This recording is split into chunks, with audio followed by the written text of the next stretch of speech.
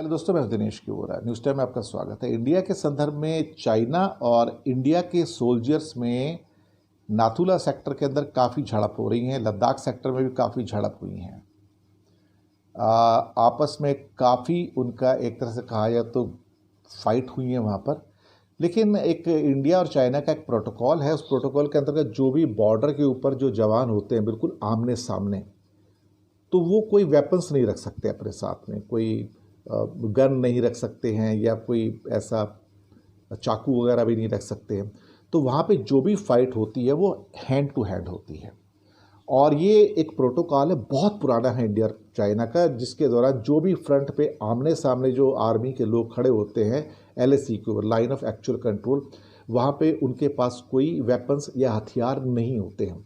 तो वो एक तरह से ऐसा लगता है जैसे रेसलिंग होती है ना, कुश्ती टाइप का, वो उस टाइप से उनकी चलती रहती है। तो इस दौरान में करीब 4-5 इंडियन जो सोल्जर्स हैं वो भी इंजर्ड हुए हैं, 7-8 चाइनीज़ सोल्जर्स हैं वो भी इंजर्ड हुए हैं। तो करीब करीब दोनों कंट्रीज़ के 150 जो सोल्जर्स थे वो आमने सामने होकर उनके आपस में काफ़ी कुश्ती हुई, वहाँ पे काफ़ी फाइट हुआ है।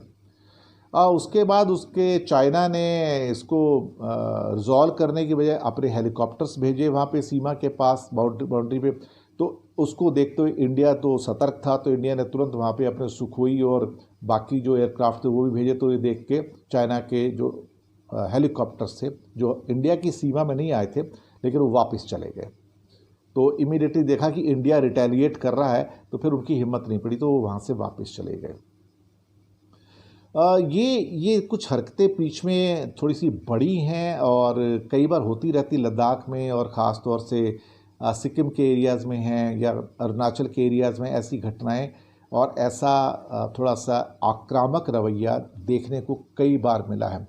और इसको फिर बाद में मीटिंग करके, जो फ्लैग मीटिंग्स होती हैं, सुलझा भी लिया जाता है। इस बार कुछ ही ऐसा हुआ कि ये सुलझा नहीं पाए, और पीछे कहीं ना कहीं चाइना की ओर से भी स्टेटमेंट आए कि इस किस्म की बातें जो है वो होती रहती हैं, और हम इसको ख़ास तौर से, क्योंकि इंडिया हमारा अच्छा एक बिजनेस पार्टनर भी है, तो हम उसको सुलझा लेंगे आराम से। दरअसल चाइना दोहरी नीति अपनाता है। फील्ड के ऊपर उसका जो एक्शन है अलग है, और उसके बाद में जब कुछ हो जाता है तो फिर उसके बाद जो उसका स्टेटमेंट होता है वो अलग होता है। तो वो वहाँ पे अपने चीज़ों को रिजॉल्व करने की कोशिश करता है, लेकिन तब तक वो डैमेज कर चुका होता है। ये एक सिलसिला पूरी दुनिया को पता है कि अब चाइना जो कहता है और चाइना जो करता है, दोनों में फ़र्क है। अब धीरे धीरे दुनिया के बहुत सारे देशों में चाइना का जो प्रेशर है वो बढ़ रहा है। लोग ये सोच रहे हैं, चाहे ऑस्ट्रेलिया हो, न्यूजीलैंड हो, अमेरिका हो, कनाडा हो, यूरोपियन कंट्रीज़ हो, अब वो चाइना को बहुत शक भरी निगाह से देख रहे हैं, और चाइना बौखला गया है कि बहुत सारी इंडस्ट्री चाइना को छोड़ के जा सकती है। ये चीज़ें उसको परेशान कर रही हैं। ऊपर से जो उसके ऊपर दोष लग रहे हैं कि वायरस जो है चाइना से फैला, तो चाइना ने जानबूझ के बायोलॉजिकल वेपन का इस्तेमाल किया है, ये भी बहुत इम्पॉर्टेंट है।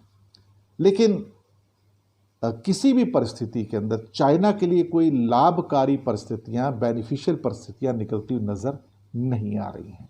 ये बात तो बिल्कुल पक्की है, समझ लीजिए इस बात को। तो ये था जो इंडिया और चाइनीज़ सोल्जर्स के बीच में जो काफ़ी फाइट चल रही है इस समय, और इसमें हालांकि इसमें निकलेगा कुछ नहीं, ये फाइट्स होती रहती हैं, लेकिन इस बार थोड़ी ज़्यादा हो गई हैं। तो शुक्रिया आपका हमारे साथ बने रहने के लिए। Thank you very much.